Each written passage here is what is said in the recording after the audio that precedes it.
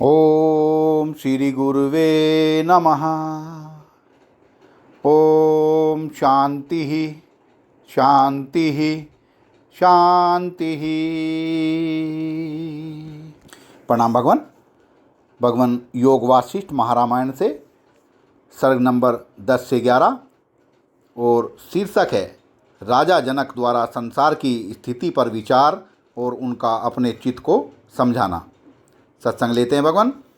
श्री वशिष्ठ जी कहते हैं, रघुनंदन, राजा जनक जब इस प्रकार चिंतन कर रहे थे उस समय प्रतिहार ने उनके पास जाकर नैतिक कार्य करने से निमित्त उठने के लिए अनुरोध किया, परंतु राजा पूर्वत संसार की विचित्र स्थिति पर ही विचार करते रहे।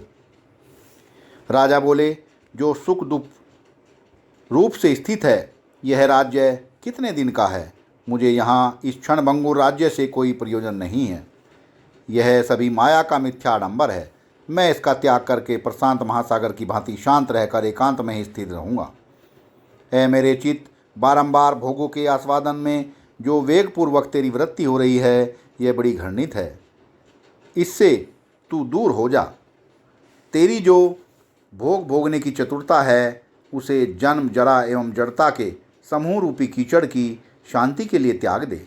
चित्त, तू जिन जिन अवस्थाओं में भ्रम व सुख देखता है, उन्हीं से तुझे महान दुख की प्राप्ति होगी। इसलिए इस तुच्छ भोग चिंतन से कोई लाभ नहीं है।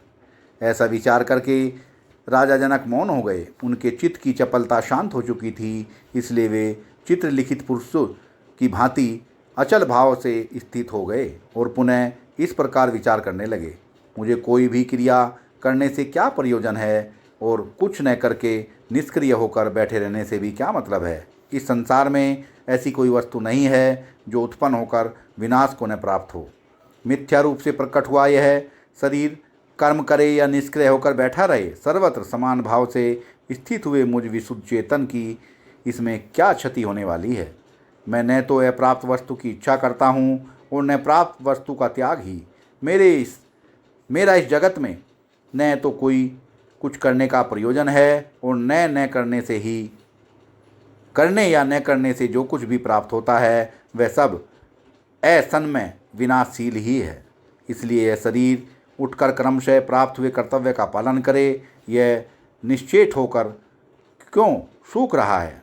वशिष्ठ जी कहते हैं, रघुनंदन, ऐसा विचार करके वे राजा जनक अनासक्त भाव से न्यायतः प्राप्त हुए कर्तव्य कर्म का संपादन करने के लिए उठे। उन्होंने श्रेष्ठ पुरुषों के सम आदर पूर्वक उस दिन का सारा कार्य भलीभांति पूर्ण करके उसी ध्यान रूप विनोद से अकेले ही रात बिताई। जब रात बीतने लगी तब विषय भ्रम से रहित मन को समरस अर्थात एकाग्र करके उन्होंने अपने चित्त को इस प्रकार समझाना आरंभ किया। ऐ मेरे चंचल चित्त, यह संसार आत्मा के सुख का साधन नहीं है। तुम सम का आश्रय लो। सम से शांत अर्थात विक्षेप रहित सारभूत आत्म सुख की प्राप्ति होती है। जैसे जैसे तुम विविध विकल्पों का संकल्प करते हो, वैसे वैसे तुम्हारे विषय चिंतन से यह सारा संसार अनायास ही वृद्धि को प्राप्त होता है। दुष्ट मन जैसे वृक्ष को सींचने से उसमें सैकड़ों शाखाएं निकलती हैं, उसी प्रकार तुम भी विषय भोग की इच्छा करने से अनंत आंतरिक व्यथाओं से युक्त हो जाते हो। जन्म तथा संसार की सृष्टियाँ विषय चिंताओं के विलास से ही प्रकट हुई हैं। इसलिए तुम नाना प्रकार की चिंताओं का त्याग करके उपशम को प्राप्त हो जाओ, संसार से उपरत हो जाओ। सुंदर चित्त, इस चंचल संसार सृष्टि को और शांति के सुख को विचार की तराजू में रखकर तोलो। यदि तुम्हें संसार की सृष्टि में ही सार प्रतीत हो तो इसी का आश्रय लो, नहीं तो शांत स्वरूप ब्रह्म में स्थित हो जाओ। मेरे अच्छे मन, पहले से अविद्यमान यह दृश्य प्रपंच उत्पन्न हो जाए अथवा यह वर्तमान दृश्य नष्ट हो जाए, तुम इसके गुणों और अवगुणों से, उदय और नाश से, हर्ष विषाद रूप विषमताओं को न प्राप्त हो। इस दृश्य वस्तु संसार के साथ तुम्हारा थोड़ा सा भी संबंध नहीं है, इसका रूप है ही नहीं। ऐसे मिथ्या दृश्य जगत से तुम्हारा इस तरह का संबंध हो ही कैसे सकता है? सुंदर चित्त, यदि यह दृश्य जगत असत है और तुम सत्य हो, तो तुम ही बतलाओ सत और असत में, जीवित और मृत में कैसा संबंध स्थापित हो सकता है। चित यदि तुम और दृश्य जगत दोनों ही सत और सदा साथ रहने वाले हो, तब तुम्हारे लिए हर्ष और विषाद का अवसर ही कहाँ है। इसलिए इस विशाल आंतरिक व्यथा का त्याग करो।